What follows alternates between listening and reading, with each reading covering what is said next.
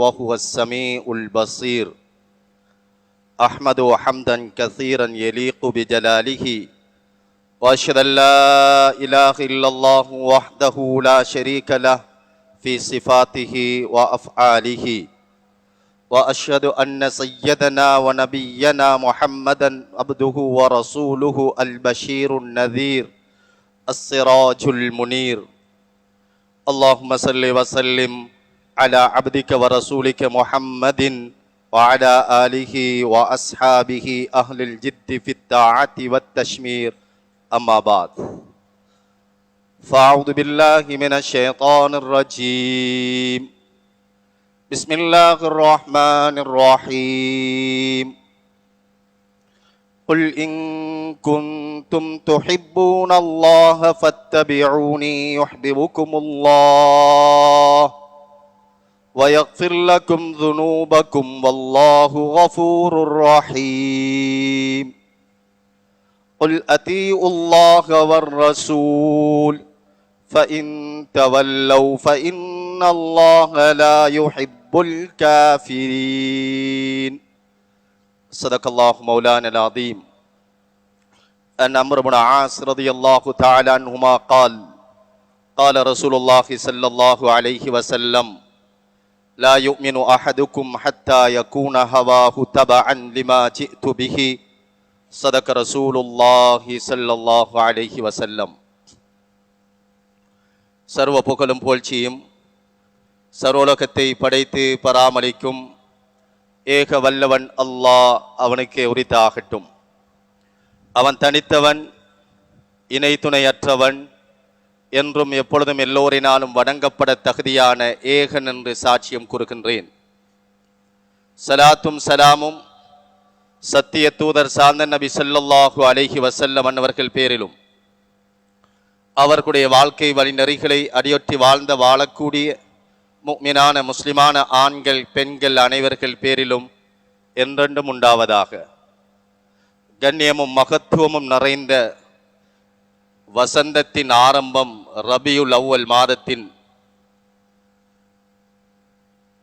சிறப்பான ஒரு தினத்தில், ஜுமாவுடைய நாளில் இறை கட்டளையாம் ஜுமாவை நிறைவேற்றுவதற்காக நேர காலத்துடன் இறை இல்லம் மஸ்ஜிதுக்கு வருகை தந்து நவைத்துல் இஅ்திகாஃப் ஃபீ ஹாதல் மஸ்ஜித் மா தும்து லில்லாஹி தஆலா, இந்த மஸ்ஜிதில் தரித்திருக்கும் நேரமெல்லாம் அல்லாஹுக்காக தரித்திருக்கிறேன் என்ற தூய நல்லெண்ணத்துடன் நிகழ்த்தப்படும் ஹுத்பா பேருரையை கவனமாக நிதானமாக சரியாக செவிதாழ்த்தி தன்னுடைய வாழ்க்கையில் அமல் செய்வதுடன் பிறருக்கும் எத்தி வைக்க வேண்டும் என்ற தூய பரந்த விரிந்த நல்லெண்ணத்துடன் அல்லாஹுடைய மாளிகையில் வீற்றிருக்கும் இஸ்லாமிய பேரன்பு பெருமக்களே, அல்லாஹின் நல்லடியார்களே, ரபுல் இஸ்ஸத் அல்லாஹ் ஜல்ல ஷானஹு தஆலா உலகத்தில் மனிதர்கள் எவ்வாறு வாழ வேண்டும் என்ற ஏவல்களையும் எவைகளை விட்டு தவிர்ந்து கொள்ள வேண்டும் என்ற விலக்கல்களையும் தந்திருக்கிறான்.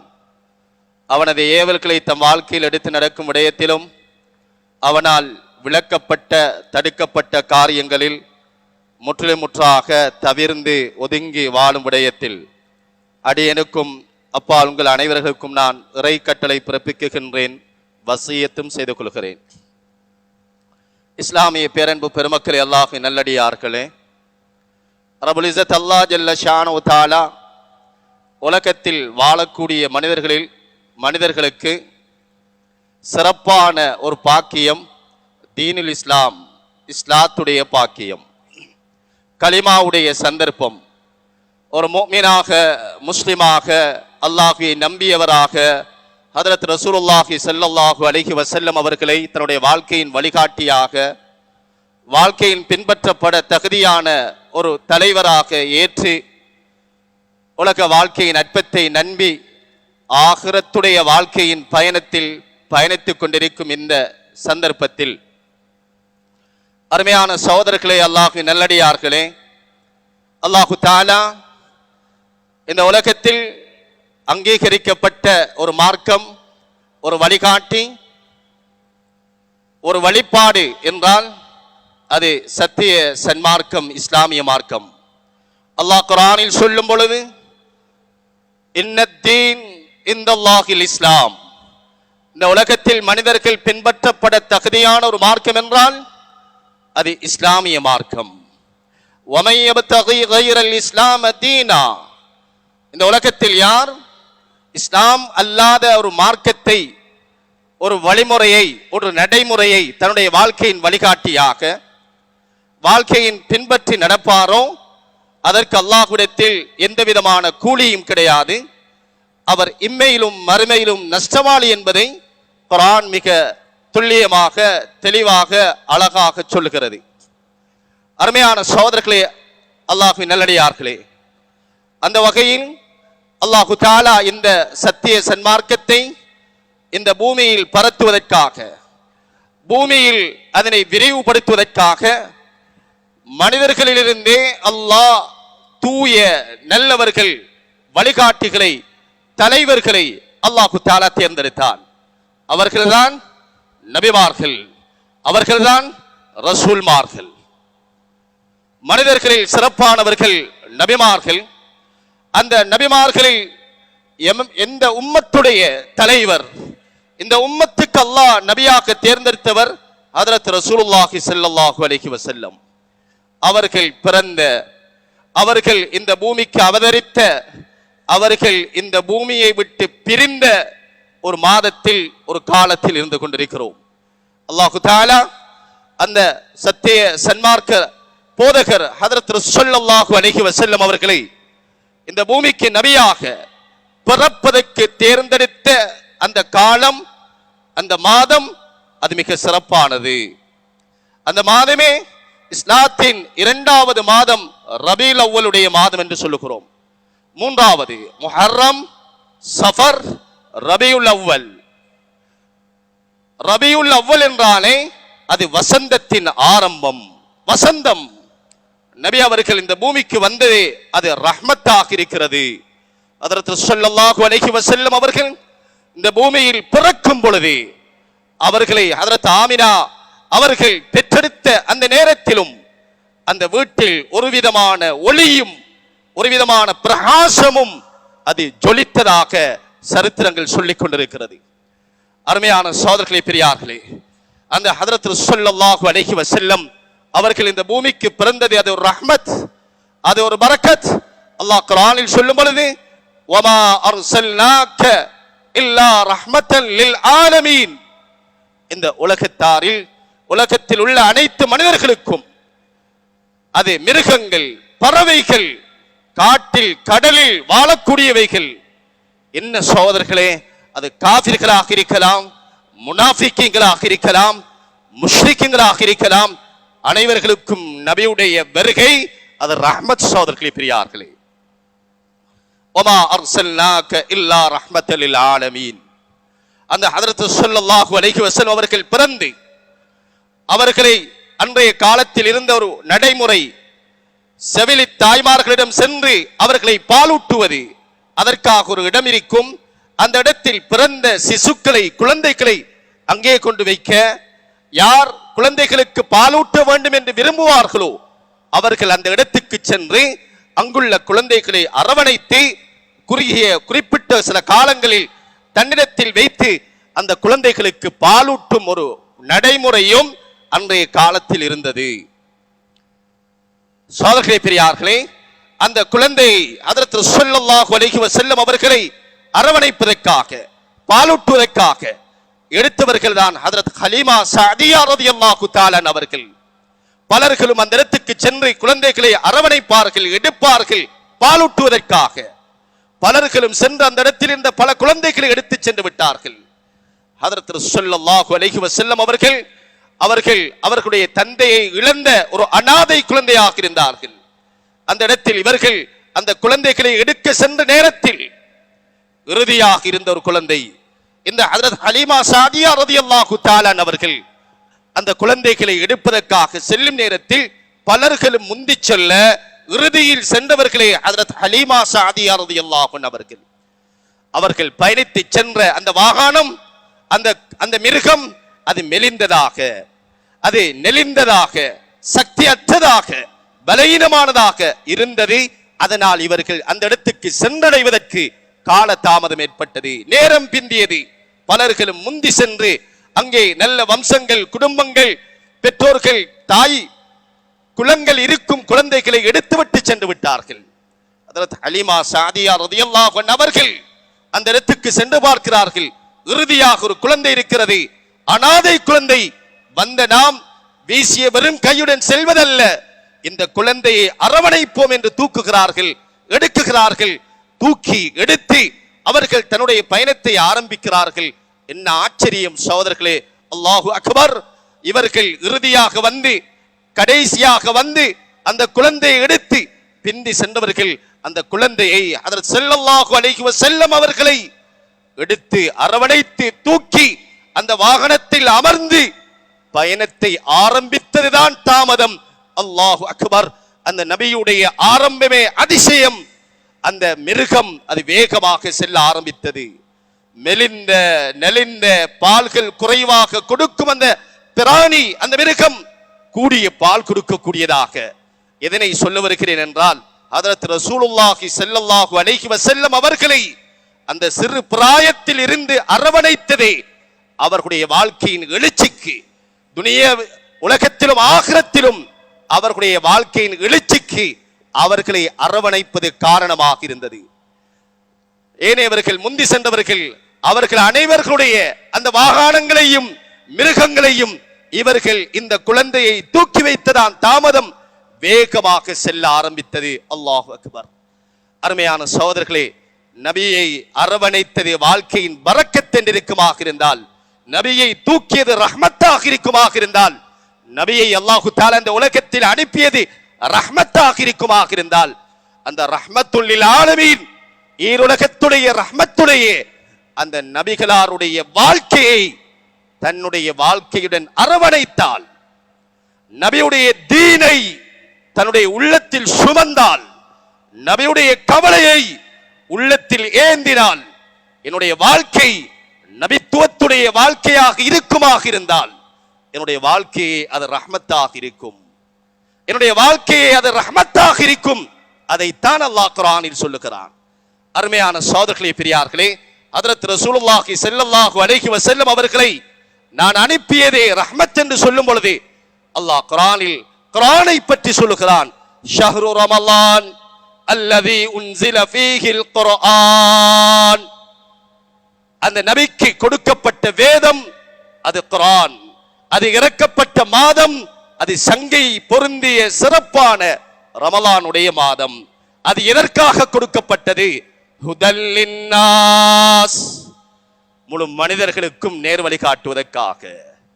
நபி அல்லாஹ் அனுப்பியது உலகத்துக்கு ரஹ்மத்துக்காக.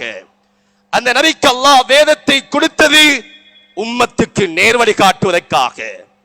அந்த நபிக்கு அந்த குர்ஆனை கொடுப்பதற்காக தேர்ந்தெடுத்தது அந்த வஹீயை, அந்த குர்ஆனை லவ்ஹுல் மஹ்ஃபூஸ் என்னும் அந்த இடத்திலிருந்து இந்த சமாஉத் துனியா, இந்த உலகத்துக்கு நபிகளார் அலைஹிஸ்ஸலாம் அவர்களுக்கு கட்டம் கட்டமாக தேவைக்கேற்ப சுமார் 23 ஆண்டுகளாக அந்த குர்ஆன் இறக்கப்பட்டது. அந்த செய்தியை கொண்டு வந்து கொடுப்பதற்கும் அல்லாஹ் தேர்ந்தெடுத்தது மலக்குமார்களில் சிறப்பான, மலக்குமார்களில் தலைவரான ஹஜ்ரத் ஜிப்ரீல் அலைஹிஸ்ஸலாம் அவர்களை அல்லாஹ் தேர்ந்தெடுத்தார். நபி கண்ணியமானவர்கள். நபிக்கு கொடுக்கப்பட்ட மார்க்கம் மிக கண்ணியமானது. நபி அலைஹிஸ்ஸலாம் அவர்களுக்கு கொடுக்கப்பட்ட வேதம் மிக கண்ணியமானது. அதனுடைய ஒரு ஹர்ஃபை, அதனுடைய ஒரு வார்த்தையை உச்சரிப்பதும் அது நன்மைக்குரியது. அந்த குர்ஆனை பார்ப்பதும் அது நன்மைக்குரியது. அந்த குர்ஆனை ஓதுவதும் அது நன்மைக்குரியது. அல்லாஹு அக்பர். அந்த குர்ஆனை அல்லாஹ் இந்த உம்மத்துக்கு எதற்காக இறக்கினான் என்று குர்ஆனில் சொல்லும் பொழுது ஹுதல் லின்னாஸ், மக்களுக்கு நேர்வழி காட்டுவதற்காக. அதே போல அந்த நபி அலைஹிஸ்ஸலாம் அவர்களுடைய உம்மத்தினர்களாக அல்லாஹ் எங்களை தேர்ந்தெடுத்திருக்கிறான். இந்த உம்மத்தை அல்லாஹ் இந்த உலகத்துக்கு எதற்காக வழியாக்கினான் என்பதை குர்ஆனில் சொல்லும் பொழுது குன்தும் கைர உம்மா, குன்தும் கைர உம்மா உக்ரிஜத் லின்னாஸ், மனிதர்களில் உம்மத்தில் சிறப்பானவர்கள் அது முஹம்மது ஸல்லல்லாஹு அலைஹி வஸல்லம் உடைய உம்மத்தினர்கள். இந்த உம்மத்தை அல்லாஹ் வெளியாக்கியது உஹ்ரிஜத் லின்னாஸ், மனிதர்களுக்காக வெளியாக்கப்பட்டவர்கள். நபி உலகத்துக்கு ரஹ்மத்தாக அனுப்பப்பட்டார்கள். குர்ஆன் மனிதர்களுக்கு நேர்வழி காட்டுவதற்காக இறக்கப்பட்டது. இந்த உம்மத்தை அல்லாஹ் வெளியாக்கியது குந்தும் கைர உம்மா உஹ்ரிஜத் லின்னாஸ், மக்களுக்காக. தஅமுரூன பில் மஅரூஃப் தன்ஹவுன அனில் முன்கர். இந்த உம்மத் அது நபியுடைய பிரதிநிதியாக, நபியுடைய பிரதிநிதியாக, நபித்துவத்துடைய உழைப்புடைய உம்மத்தாக அல்லாஹ் இந்த உம்மத்தை தேர்ந்தெடுத்திருக்கிறான்.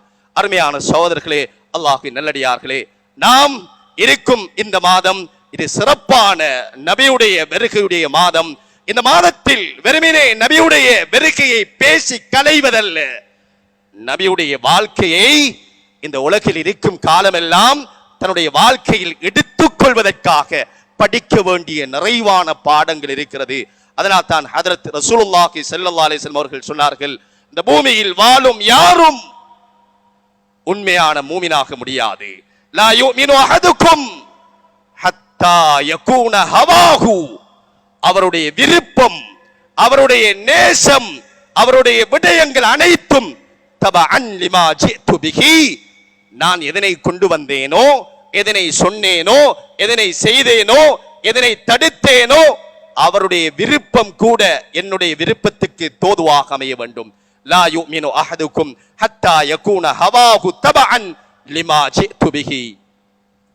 அருமையான சகோதரர்களே, அல்லாஹ்வின் நல்லடியார்களே, வாழ்க்கையில் நாம் ஒருவரை நேசிப்பதாக இருந்தால், வாழ்க்கையில் அன்பு கொள்வதாக இருந்தால், நபியை விட அன்பு கொள்வதற்கு தகுதியானவர்கள் யாரும் கிடையாது. அல்லாஹ் குர்ஆனில் கூட யார் இந்த பூமியில் நபியை நேசிக்கவில்லையோ, நபி கொண்டு வந்த தீனை நேசிக்கவில்லையோ, இது இல்லாமல் உங்களுடைய மனைவி, பிள்ளைகள், தொழில், தோட்டம், துறவுகள் இவைகள் நேசத்துக்குரியதாக ஆகிவிட்டால் நீங்கள் அல்லாஹ்வுடைய புறத்திலிருந்து எச்சரிக்கையாக, அல்லாஹ்வுடைய புறத்திலிருந்து வேதனை வருவதை எதிர்பாருங்கள் என்று குர்ஆன் சொல்லுகின்றது, எச்சரிக்கை செய்கின்றது. அருமையான சகோதரர்களே, அல்லாஹ்வின் நல்லடியார்களே, ஒருவரை நேசித்தல் என்பதின் அசல் அடிப்படை அர்த்தம், நாம் யாரை நேசிக்குகின்றோமோ, யாரை விரும்புகின்றோமோ, யாரை அன்பு கொள்கின்றோமோ, யார் மீது அளவு கடந்த இஷ்கு வைத்திருக்கிறோமோ அவருடைய வாழ்க்கையாக தன்னுடைய வாழ்க்கையை அமைத்துக் கொள்வது. அவர்களுடைய பேரை மட்டும் நேசிப்பதல்ல, அவருடைய வார்த்தையை மட்டும் மொழிவதல்ல, அவர்களுடைய வார்த்தையை மொழிவது நன்மை என்பது போல, அவர்கள் மீது செலவாத்து சொல்வது நன்மை என்பது போல, அவர்களுடைய வாழ்க்கையை தன்னுடைய வாழ்க்கையில் எடுத்துக் கொள்வதே வாழ்க்கையின் வெற்றிக்கான வழி. சகோதரர்களே, அல்லாஹ் குர்ஆனில் சொல்லும் பொழுது, லகத் கான லகும் ஃபீ ரசூலில்லாஹி உஸ்வத்துன் ஹஸனா, நபியுடைய வாழ்க்கையில் அழகான நமூனாக்கள், அழகான முன்மாதிரிகள், அது அனைத்து காரியங்களிலும் இருக்கிறது. ஹஜ்ரத் அப்துல்லா இப்னு ஸலாம் ரலியல்லாஹு தஆலா அவர்கள் சொல்லுகிறார்கள், நாம் நபியை எந்த அளவுக்கு நேசித்தோம் என்றால், நபி அவர்கள் ஒரு விடயத்தை எங்களுக்கு சொல்லித் தந்தால், இந்த உடலில் இருந்து உயிர் பிரியும் வரைக்கும் நாம் அதில் மாறு செய்தது கிடையாது. எதுவரைக்கும் என்றால், எச்சி துப்புவதாக இருந்தாலும் சரி, எச்சி துப்புவதாக இருந்தாலும் நபி அலைஹிஸ்ஸலாம் அவர்கள் என்னை ஒரு விடுத்தம் பயணத்தில் இருக்கும் பொழுது கற்றுத்தந்தார்கள், அருமை தோழரே, நீங்கள் எச்சி துப்புவதாக இருந்தால் வலது பக்கமாக துப்பாதீர்கள், வலது பக்கமாக துப்பாதீர்கள், இடது பக்கமாக துப்பிக் கொள்ளுங்கள். இடது பக்கம் யாராவது இருப்பார்களாக இருந்தால் உங்களுடைய இரண்டு கால்களுக்கும் இடையில் அதனை துப்பி அதனை அகற்றி விடுங்கள், மூடி விடுங்கள் என்றார்கள். சொல்லுகிறார்கள், மௌத்தாகும் வரைக்கும் நான் நபி அவர்கள் சொன்னதிலிருந்து வலது பக்கமாகவோ இடது பக்கமாகவோ நான் எச்சில் துப்பியது கிடையாது. அருமையான சகோதரர்களே, அல்லாஹ்வின் நல்லடியார்களே, வாழ்க்கையில் பின்பற்றப்பட தகுதியான அழகான அனைத்து விதமான முன்மாதிரிகள் ஹஜ்ரத் ரசூலுல்லாஹி ஸல்லல்லாஹு அலைஹி வஸல்லம் வாழ்க்கையில் இருக்கிறது. நபி அலைஹிஸ்ஸலாம் சொன்னார்கள், மன் அஹ்யா சுன்னதி இந்த ஃபஸாதி உம்மத்தி, என்னுடைய உம்மத்தில் குழப்பங்களும் ஃபித்னாக்களும் சோதனைகளும் வெடிக்கும் ஒரு காலத்தில் என்னுடைய சுன்னாவை, என்னுடைய வழிமுறையை, என்னுடைய வழிகாட்டலை யார் இத்திபா செய்வாரோ ஃபலஹு அஜ்ரு மியத ஷஹீத், 100 ஷஹீதுடைய நன்மைகள் வழங்கப்படும் என்றார்கள் ஸல்லல்லாஹு அலைஹி வஸல்லம். மற்றும் ஒரு ரிவாயத்தில் நபி அலைஹிஸ்ஸலாம் சொன்னார்கள், வமன் ரகிபன் சுன்னதி, இந்த பூமியில் யார் என்னுடைய சுன்னாவை, என்னுடைய வழிகாட்டலை புறக்கணிப்பாரோ, ஓரம் கட்டுவாரோ, தரக்குறைவாக கருதுவாரோ, வமன் ரகிபன் சுன்னதி ஃபலைஸ மின்னி, அவர் என்னை சார்ந்தவர் அல்ல என்றார்கள் ஸல்லல்லாஹு அலைஹி வஸல்லம். அருமையான சகோதரர்களே, அல்லாஹ்வின் நல்லடியார்களே, நாம் உலகத்தில் வாழும் பொழுது எல்லா விடயங்களிலும் நபியுடைய சுன்னாவை தேடுவதிலும், படிப்பதிலும், நேசிப்பதிலும், பின்பற்றுவதிலும் மிக கவனம் செலுத்தப்பட வேண்டும். அருமையான சகோதரர்களே, பிரியார்களே, நபியுடைய சுன்னாவை பின்பற்றுவது எவ்வளவு ஒரு நன்மைக்குரிய ஒரு காரியமாக, ஒரு விடயமாக இருக்குகின்றதோ, நபியுடைய சுன்னாவை, நபி ஸல்லல்லாஹு அலைஹி வஸல்லம் அவர்களுடைய வழிகாட்டலை புறம் தள்ளுவது, அதனை ஏளனமாக கருதுவது, தரக்குறைவாக நினைப்பது, அதனை எள்ளி நகையாடுவது வாழ்க்கையில் பாரதூரமான கெடுதிகளை, சோதனைகளை, ஆபத்துக்களை கொண்டு வரும் என்பதையும் மறந்து விடாதீர்கள். ஹஜ்ரத் ரசூலுல்லாஹி ஸல்லல்லாஹு அலைஹி வஸல்லம் இது சார்ந்த ஒரு விடயத்தை மிஷ்காத் என்னக்கூடிய கிதாபில், அந்த கிதாபுடைய சாஹிபு தஸ்னீஃப் அழகான ஒரு சம்பவத்தையும் பதிவு செய்கிறார்கள். அருமையான சகோதரர்களே, பெரியார்களே, டமஸ்கஸில் சிரியா நாட்டில் ஒரு முஹத்திஸ் இருந்தார். அவர் ஹதீஸ் பாடம் நடத்தக்கூடியவராக இருப்பார்.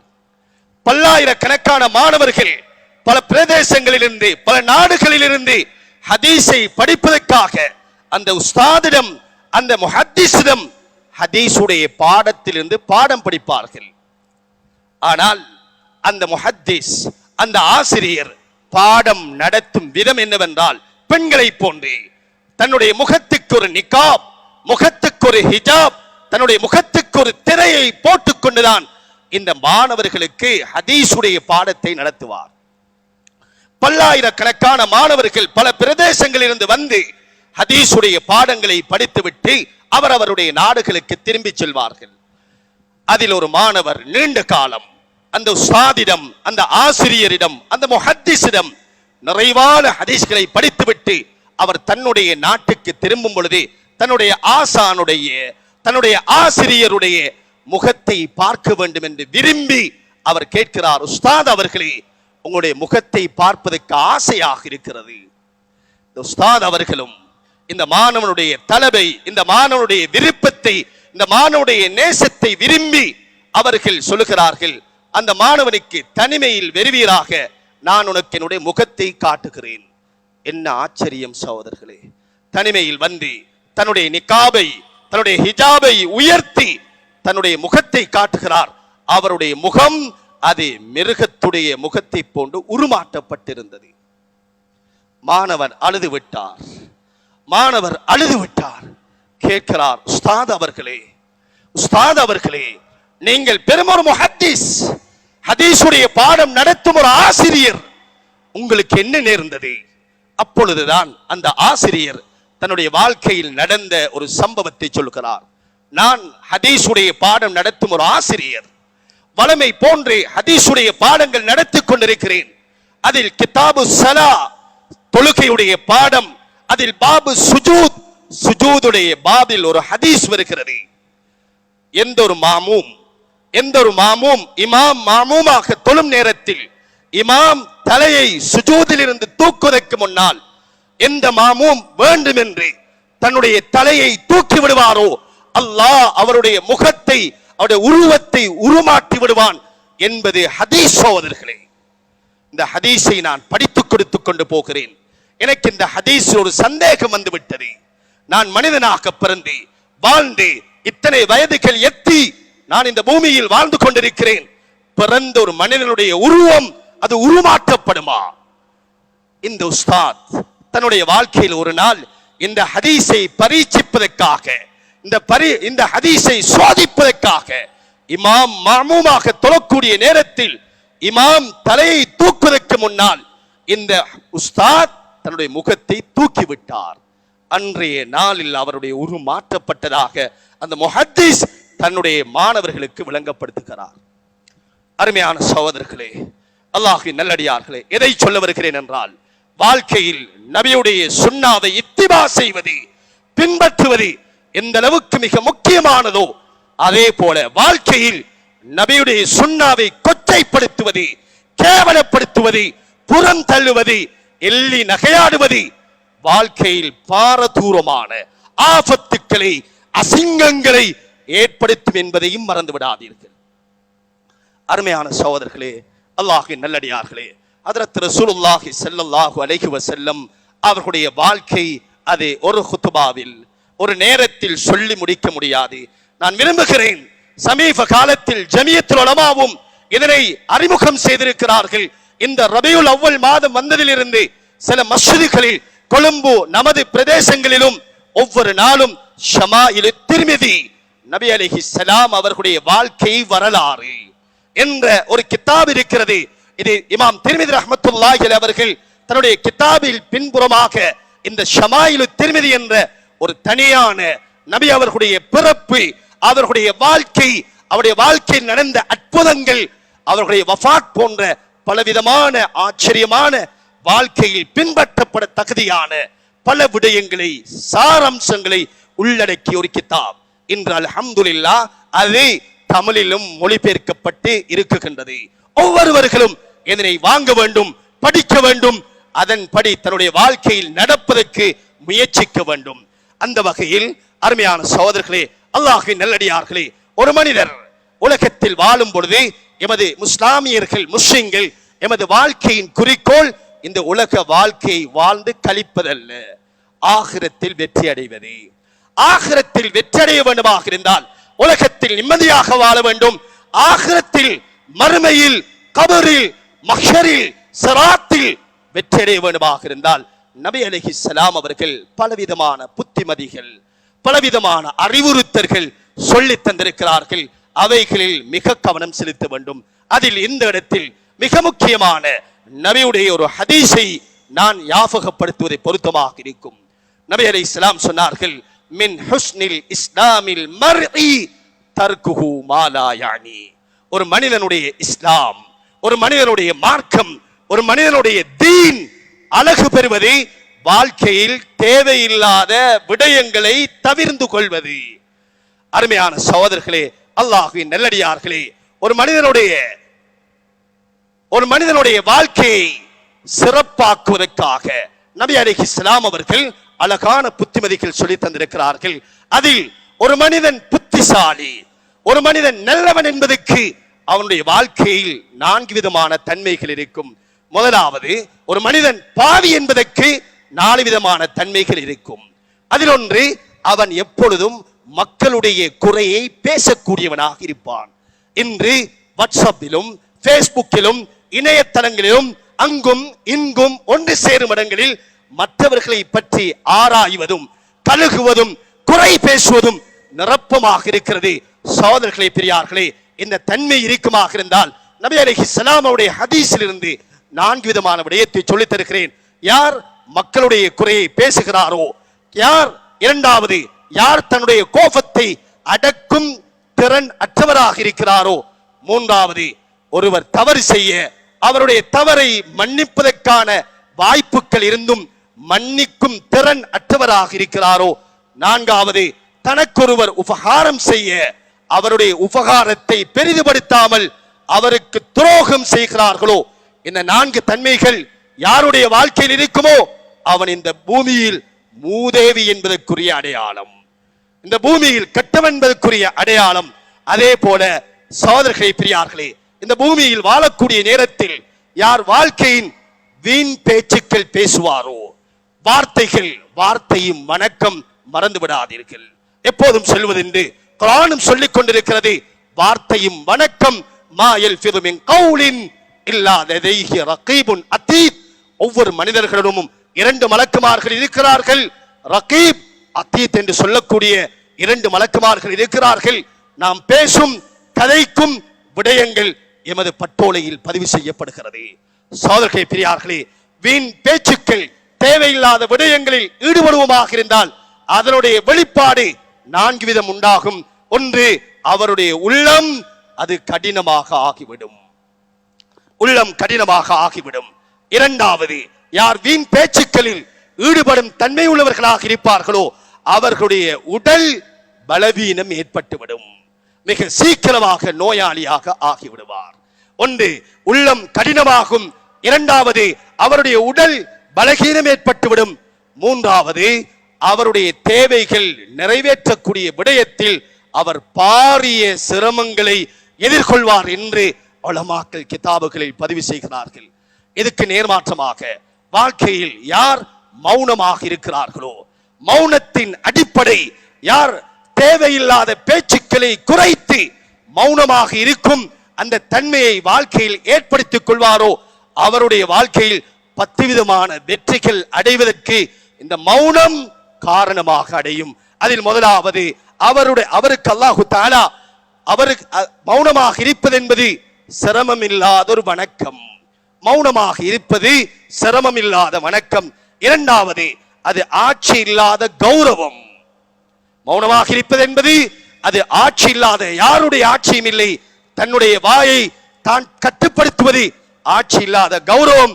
மூன்றாவது, அது ஒரு சிவர் இல்லாத கேடயமாகும், ஒரு கோட்டையை போன்றது, தன்னை பாதுகாப்பதற்கான ஒரு கோட்டை மௌனமாக இருப்பது. நான்காவது, அது ஒரு ஆயுதம் இல்லாத ஒரு வெற்றி மௌனமாக இருப்பது. மௌனமாக இருப்பது ஆயுதம் இல்லாத வெற்றி. ஐந்தாவது, மௌனமாக இருப்பது மலக்குமார்கள் ராகத்தடைகிறார்கள். மலக்குமார்களுக்கு பதிய வேண்டிய கழுதிகள் எழுத வேண்டிய தேவைகள் கிடையாது, மலக்குமார்கள் ராகத்தடைகிறார்கள். ஆறாவது, மௌனமாக இருப்பது என்பது அது சாலிஹீங்களுடைய நல்லோர்களுடைய பண்பாக இருக்கிறது. ஏழாவது, மௌனம் என்பது அது ஹிக்மத், அது ஞானம், அவர் அறிவாளி என்பதின் அடையாளமாக இருக்கிறது. எட்டாவது, மௌனம் என்பது மடையர்களுக்குரிய பதில். குர்ஆன் சொல்லுகிறது, வைதா காதபஹுல் ஜாஹிலூன காலு சலாமா. மடையர்கள், வீணர்கள் தன்னிடம் வந்து விரண்டாவாதம், தேவையில்லாத விடயங்கள் பேச வந்தால் அவர்களை விட்டு ஒதுங்கி செல்லுங்கள்.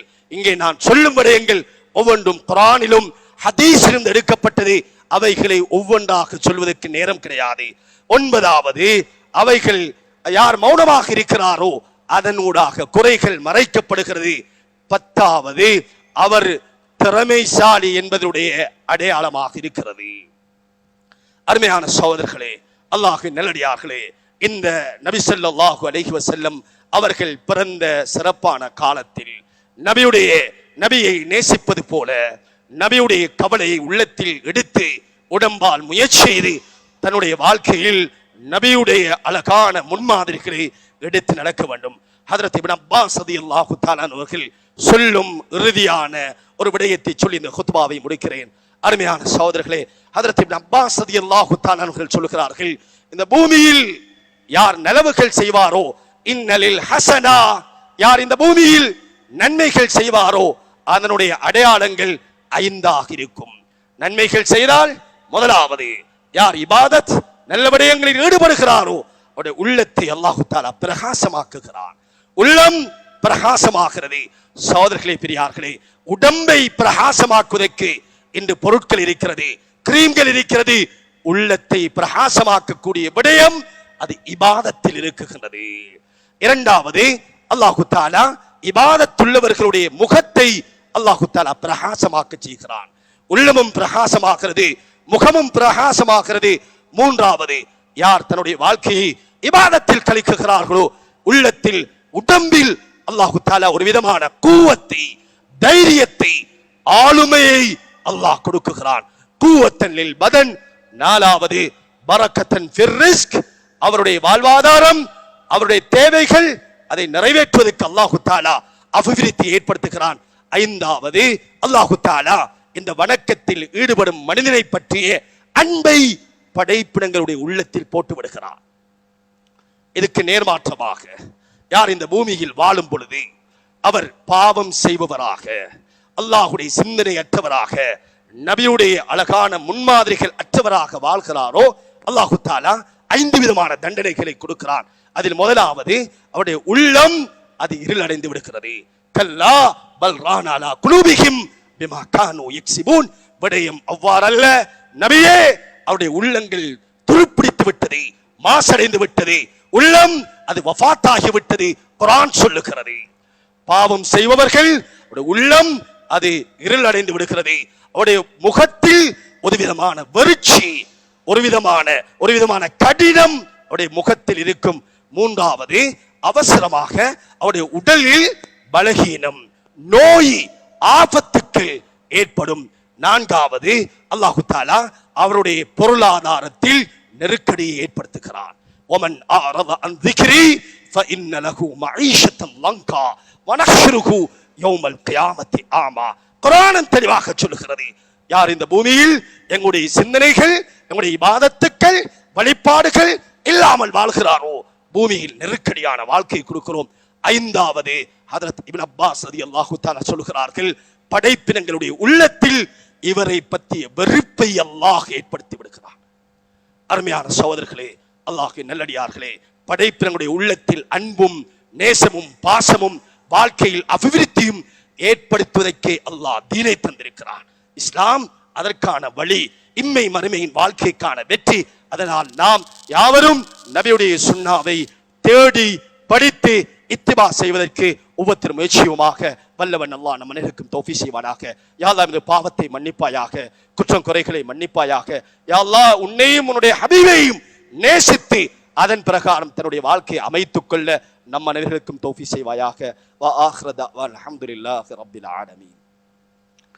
அல்ஹம்துலில்லாஹ் நஹ்மதுஹு வ நஸ்தஈனுஹு வ நஸ்தக்ஃபிருஹு வ நஊது பில்லாஹி மின் ஷுரூரி அன்ஃபுஸினா வ மின் ஸய்யிஆத்தி அமாலினா من يهده الله فلا مضل له ومن يضلل فلا هادي له واشهد ان لا اله الا الله وحده لا شريك له واشهد ان محمدا عبده ورسوله صلى الله على سيدنا محمد واله وصحبه وسلم تسليما كثيرا كثيرا.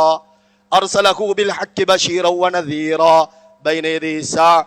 من يطع الله ورسوله فقد رشد ومن يعص الله ورسوله فإنه لا يضر إلا نفسه ولا يضر الله شيئا. أما بعد فإني أوصيكم ونفسي أولا بتقوى الله وأحذركم يوما عبوسا قمطريرا. وقال النبي صلى الله عليه وسلم في خطبته المباركة: يا أيها الناس توبوا إلى الله قبل أن تموت وبادروا بالأعمال الصالحة قبل أن تشتغلوا عنها حرما نافلا وموتا خالصا ومرضا حابسا وتشريفا موليا وصلوا الذي بينكم وبين ربكم تسعدوا واقتروا الصدقة في السر والعلانية توجروا وتحمدوا وترزقوا وتنصروا وتجبروا وامر بالمعروف تحسبوا وانحوا عن المنكر تنصروا. أيها الناس إن أقيسكم أكثركم ذكرا للموت وأكرمكم أحسنكم استعدادا له ألا وإنها من علامات العقل التجافي عن دار الغرور والإنابة إلى دار الخلود والزود للسكن القبور والتأهب ليوم النشور. والله تبارك وتعالى يقول وهو أصدق القائلين.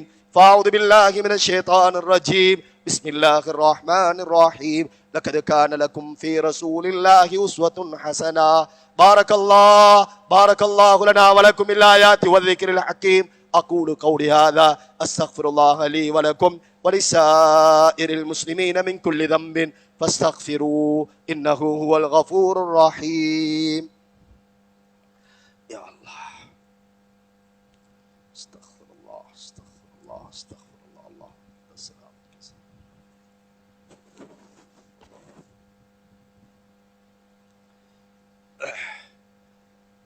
الحمد لله الحمد لله الذي أرشدنا إلى صراط مستقيم والذي أنعم علينا بدينه التقويم.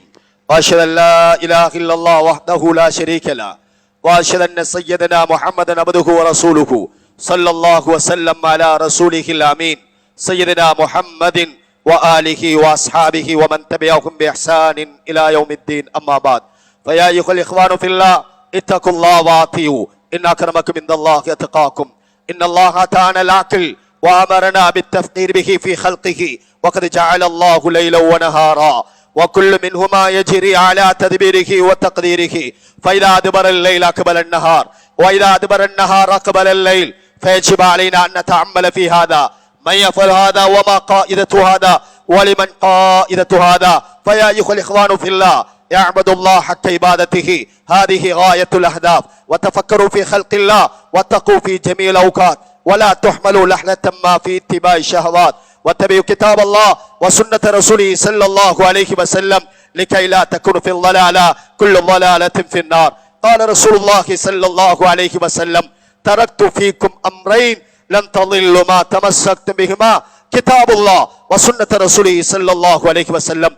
اللهم اجعلنا ممن يؤدي فرائضك والنحي نواهيك، واجعلنا من عبادك الصالحين، واحشرنا غدا في زمرة الأولياء والعلماء والمتقين. اللهم ارض عن ساداتنا خلفاء الراشدين أمير المؤمنين سيدنا أبي بكر الصديق رضي الله عنه، وسيدنا عمر بن الخطاب رضي الله عنه، وسيدنا عثمان بن عفان رضي الله عنه، وسيدنا علي بن أبي طالب رضي الله عنه. وارض عن أمهاته المؤمنين أزواج رسوله صلى الله عليه وسلم، وسائر الصحابة أجمعين، والتابعين لهم ومن تبعهم بإحسان إلى يوم الدين. وارض عنا معكم برحمتك يا أرحم الراحمين.